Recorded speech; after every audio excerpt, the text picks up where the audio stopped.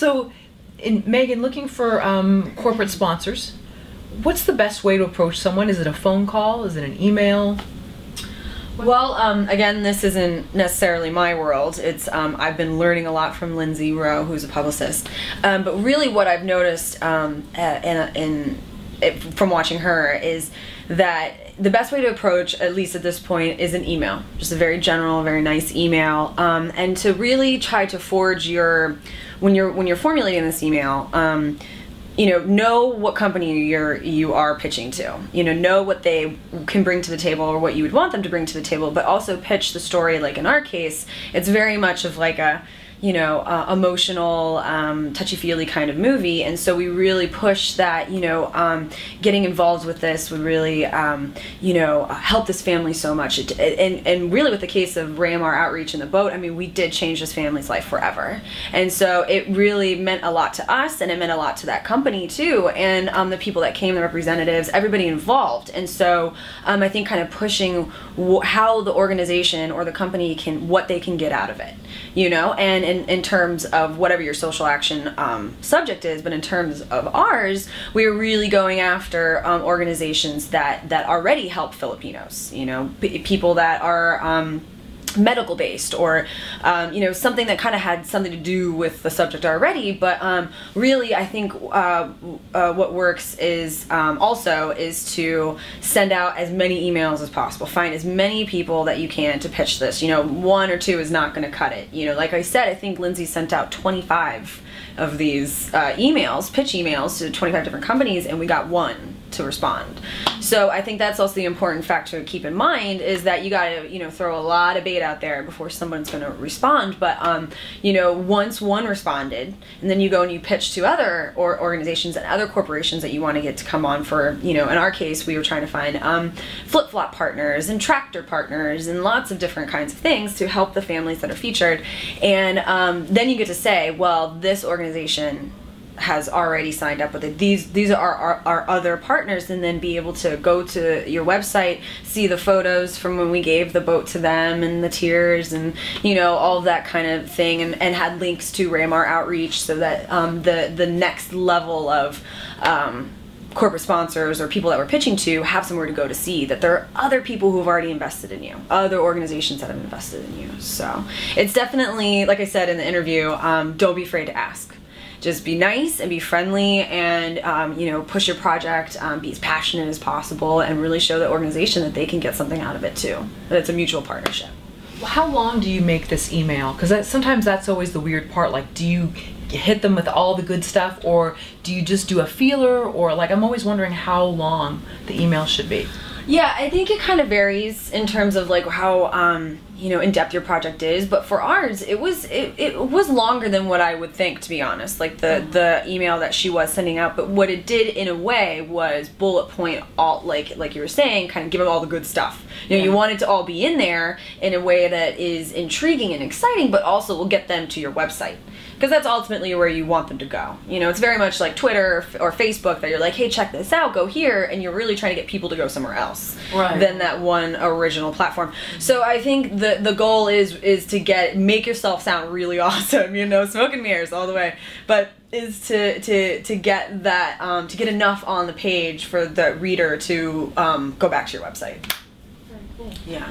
Would you say you're a planner? I mean, do you have a 5-10 year goal kind of mapped out, or are you more sort of fatalistic and you think, oh, whatever happens happens, and I'm going to keep doing what I love to do?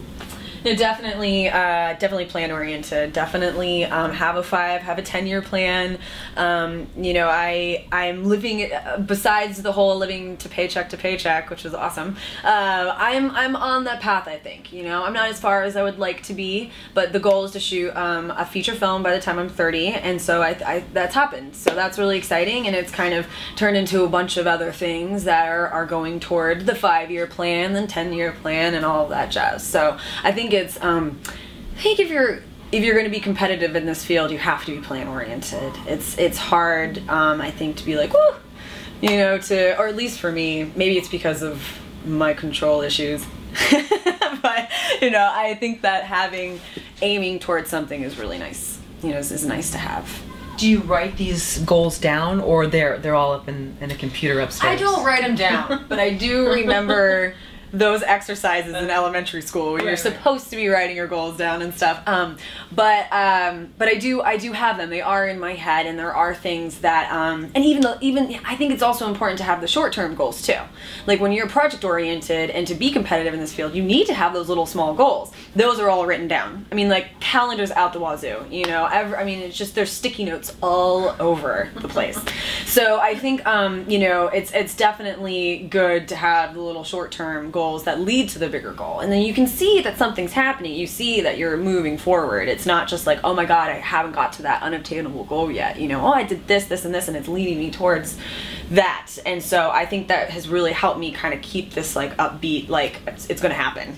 You know, it's definitely gonna happen because I have all these little goals that I can check off the list. You know, and it's like, okay, I was on Film Courage today. That was one of the goals. So like now I get to check it off, you know? And so I think being able to have those little things and like leaning towards, we're gonna submit to Sundance in September. That's what's gonna happen. We're gonna finish this film, you know? And so I think it kind of gives people like something to rally behind too when you're kind of running a show. You know, everyone's like, okay, it's September. We have to do this, you know? So being goal oriented, I think, is very important for sure.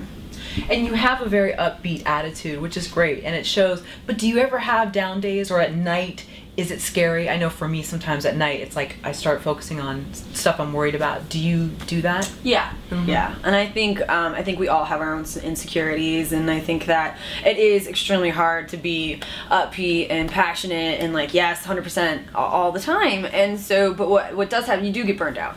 You do get to the point where you like, you know, you went so far down a path and it didn't pay off, and it's so incredibly frustrating. And so you think like time wasted, and all those kind of negative thoughts start piling in. And you know, for me at least, it's like I have a little mini freak out, and then I'm like fine, and then I move on, you know. And that's how it's always been. So it's kind of like this crazy emotional, you know, roller coaster. And I think a lot of filmmakers and artists can agree with me, guys, come on.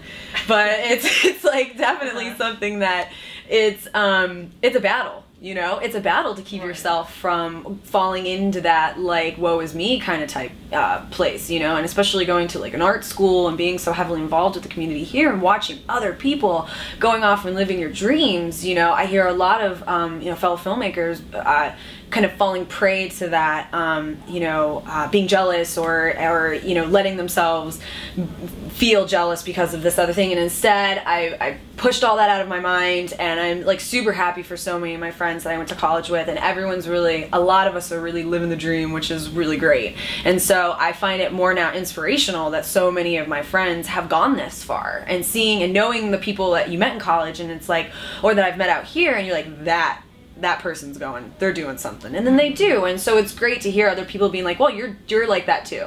And so I'm like, all right, that makes me feel like I'm on the right path. That makes me feel like I'm doing the right thing. And you know, having, like I said, having the goals, being able to check things off the list, and a lot of those things really try to keep me upbeat. Being involved in a bunch of different creative endeavors keeps me passionate about stuff, you know, getting my hands wet in a bunch of different things. So I think that really keeps me upbeat and excited about stuff. You know. Right. And I think that's interesting what you brought up about being jealous, because there is this perception that somebody that's doing so much like you are and has just, you know, great photos online and great trailers, and then is beautiful and young on top of it, it seems like it's just so easy, and then it's so easy to like, oh well, you know, she has it so good. And how do you think, if there are other people out there that may be feeling that fall prey to that envy, what's the best advice for that person so that they know that it's not as easy as it looks? And it's not, yeah. I mean, I know it's kind of a weird question, but I think a lot of people, you know, you see them on YouTube or you see them on message boards or whatever, and they're bashing Katherine Heigl or just different people, and it seems like, I don't know, it seems easy to bash that person, but I'm sure it's not easy for that person that's in the limelight there. What would you recommend to those sort of, that haterade that comes in? Well, I think if you fall prey to like you know, jealousy or kind of feeling like what you just said, is that you begin to lose the community that you were a part of in the first place, or that you're trying to be a part of. And so, you know, going back to like Twitter and Facebook and all of my friends from college and that I've met out here, you know, like it's a community, and what you put into is what you get out of it, and you have to be involved, you have to support everybody. You cannot be jealous in like these silly ways. It's like you need to see, well, that person is doing something really cool. I have a similar interest. Maybe we can hook up and do something together. You know, and especially since I started getting out there with so much of this social networking, I've had so many of my classmates come to me and ask me like, whoa, I've been seeing all the stuff that you're doing on Facebook. What are you doing? Like, how did you do this? And I was like, I got on Facebook. I'm on Twitter and Facebook every day, you know, and just doing it. And like, you know, they're doing projects too. And a lot of my classmates we're all in this kind of paralleling, like getting out of the short form world, trying to get into the feature world, that kind of stuff. But where I'm different was that I accepted that social networking is just a part of filmmaking now. And so it's really exciting to like kind of reconnect with a lot of my, especially East Coast friends that I went to school with, and just be like, hey man, like if you put your stuff out there, I will tweet and Facebook the shit out of it. Like just put it out there. I don't know you're doing anything. You know, if you tell me that you're doing something, I see that you're doing something, I will support you wholeheartedly, you know, because that's how it has to be.